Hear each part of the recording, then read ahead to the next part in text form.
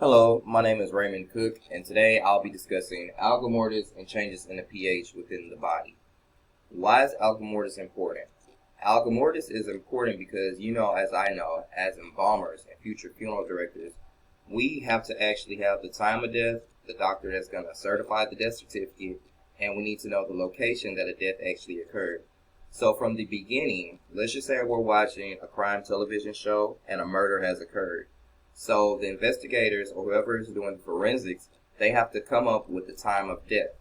How is the time of death determined? That right there is possible due to algor mortis. And algor mortis is a postmortem change. It's the second in the stage of 4, and it's actually the cooling of the body. So whoever's doing the forensics, they can kind of get an idea of what time a person has died based on the cooling of their body. Now we know that algor mortis usually occurs 12 hours after a death has occurred. And some of the signs that a death has occurred would actually be the internal body temperature being lowered. How is the internal body temperature to be determined? Usually, a person will take a thermometer and they will stick it under your tongue for approximately 60 seconds to get an accurate reading.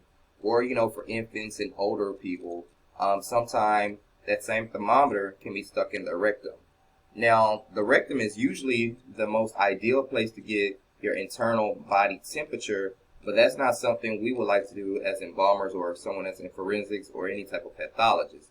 That being said, let's just say there was a victim that was a rape victim.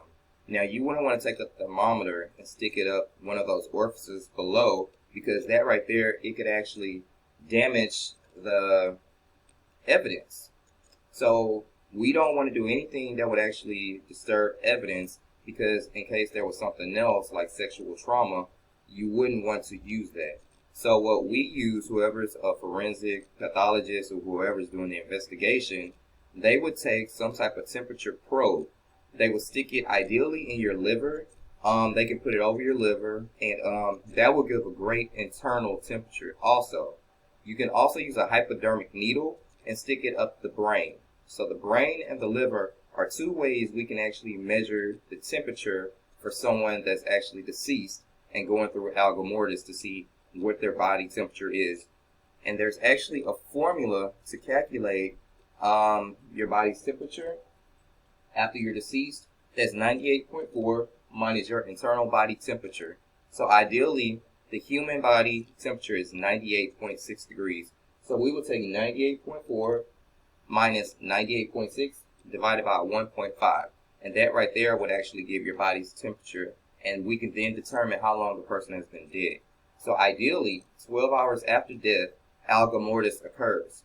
So your body drops 0.39 degrees per hour. So if someone was deceased for 8 hours, we would use that formula, 98.4 minus the temperature, and that would actually determine the time that they've been deceased. So some of the things that actually affect algor mortis would be your body weight.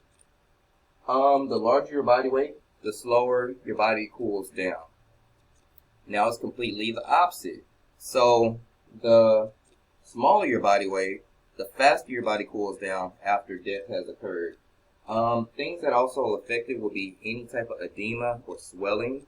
Edema, we all know that that's fluid that's trapped in a portion of the body, or any type of swelling, because your body's trying to cool down, but that right there is keeping your body warm. So that actually affects swelling. So that's something that would have to be investigated.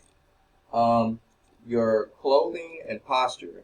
If a person is found deceased, if they're wearing a full layer of clothing, a jacket, armrest, a headscarf, or even a face mask, that right there, it can actually slow down how fast the body starts to decompose, because these objects are keeping the body warm, and that right there wouldn't be inaccurate. So if a person is found naked, God forbids, that person, their clothing wouldn't be on them, so their body would actually start to decompose faster.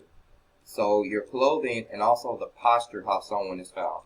So if you're curled up in a ball, or if you're just laying in the normal atomic face down, stand up, hands flat, that would actually affect it. But how you're determined in your environment that you're in, if you're in a well-lit environment in your living room with a fireplace going on, or if you're found out in some place with humidity, or if it's extremely windy, or even water has a say. Running water actually decomposes the body faster than still water. So that was an interesting fact that I actually learned. And I wanted to tell you about the changes in the body's pH after algor mortis has occurred.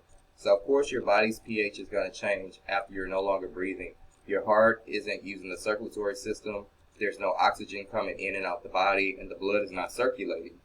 Your body's pH is affected. Usually your body's pH is from 7.35 to 7.45. That right there, that will be an average normal level for your body's pH.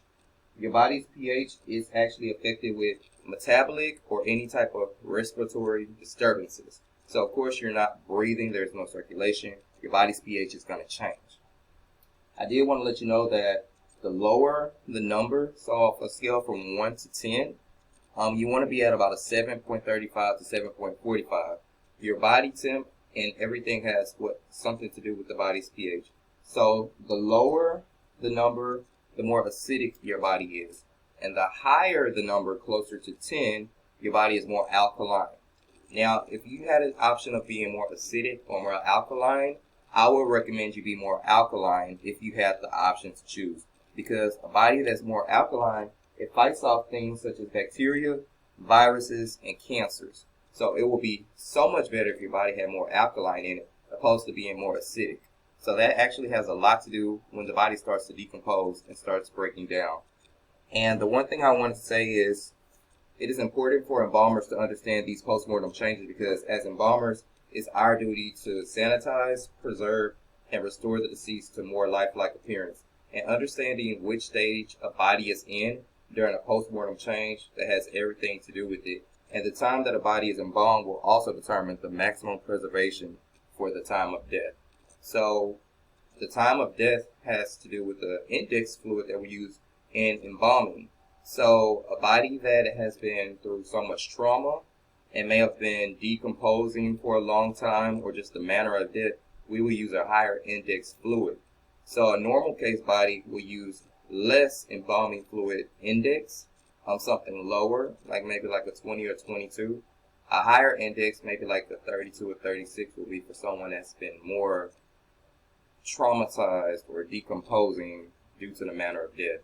So algor mortis is highly important because it helps forensics, doctors, or anybody that's doing an investigation come up with an estimate time of death. Now, I want to say this one last time. The time of death is not the actual time of death. It's just the time frame of when the death could have possibly occurred.